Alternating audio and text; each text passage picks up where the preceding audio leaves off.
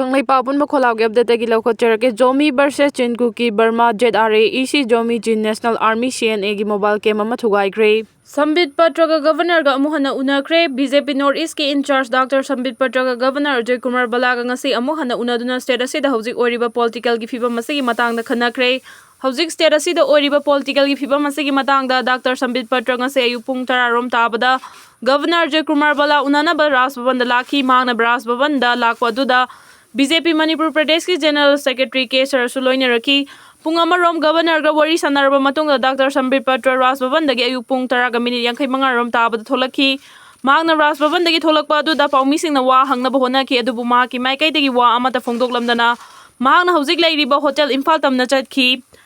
Thazaba yaba paw amagi matungina Dr. Sambit Patraga Governor ga ngasi unakhiba adu da hauzik lamda masi da oriba phibam masi tangdu laitaba phibam da hanjilakna ba khana baga loinana state asida hauzik oirakli ba political gi phibam masi gi matang da sunaina khi hai resign taukraba matung anauba luchingba khanba ngamdaba Manipur Kuki jogi khulai paiba singna haukiba chahi 2023 dagi khanghaudana mitei miyam gi mathakta landa duna separate administration demand gi loikham naida bu wathok lairi landa si chahi ani mapung phajila kadaraba fawba warosin prokpa ngamdana Opposition political party sing amadi lan gi chaitheng mayoknari basingi maraktagi chief minister resign tawgadabani haiba yauna nganghai sa aidaba khonda da michai thina chaiduna lakhiba dugi matungina chief minister nongthoma birena ma ki council of minister amadi MLA kharaga Governor da resignation letter pisin khibada governor so ayaba pe create chief minister resign tawraba matung anauba luchingba khandriba fawbagi oina N Birenda caretaker CM oina charge puhan kre Charaksida anauba luchingba khanba ngamdana lerakhiba sida opposition party ki maikai degi animated suspension thamba amadi president rule thamba pamdabagi wafam sing phongdokna ba leptri loinana BJP ge MLA singi maraktagi anauba luchingba khanduna popular lengak ama lehanaba demand tawrakhiba amadi tongan ba mafam singda miyamna chief minister N Biren lokthokpa yaroi haibagi wakan mifam chathaduna kholaw lawrakhiba sina miyamda chawna chamamna wathoale amaromdana lengak longi thaugai pangliba BJP na luchingba NDA lengak chayariba MLA minister singi maraktagi CM Biren sindokpa pamba amadi pamdaba singi marakta nangpak tanabagi fambal lana maram oiraga apunbagi saktam thugainaba landaragliba Kuki singa mayoknabada khurau thangba oiduna lehalagliba silaibak thibani loinana central government gi luchingba singna tholiba watho asigi warosin prognaba honabada manung lenba thong chathaduna leirakhibaga iroinana karigi damak chief minister bu khudakta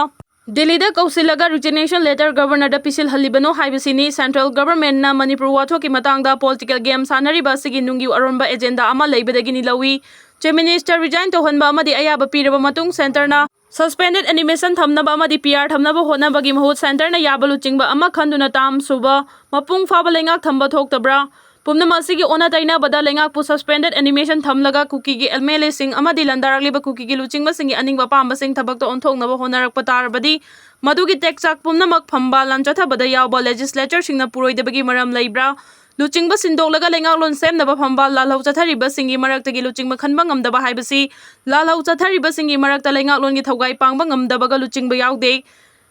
Makhoi gi marakta su luchingba oiningba ngakto oibadagi luchingba khanba ngamdabagi wathok lairiba si laibak thibani lengalon gi thawai pangliba BJP gi N Birena luchingba ND lenga ki manungda luchingba sindokna bagi wathok asina maram oiraga state asida center na suspended animation amadi president rule thamlakpa thoklabadi BJP amadi masigi MLA singi mayokta miyamna hongnaruba tawdana thingba ngamdaba ihau lakpa yai BJP gi MLA singna luchingba sindokna bagi lautuna ba thawong singdagi lenga ki luchingba CM Birena resignation letter pisin khraba matung anauba luchingba khanba ngamdabagi thawong asina taklibadi luchingba oibadi pamba luchingba ngambagi machik yaudaba aduga miyambu awabagi polum thangana ba honabagi damak ngakpi bangamdraba maralgi Chairak miyam dagi nibo oina thokani legislature singna anauba luchingba sinnaba phambalangi lalhau chatharabasu lalhau chathariba singi marakta luchingba ngamba yaudaba tarabadi hanagi luchingba aduna amu hana luchingba lengak leirak pathoklabadi miyam amadi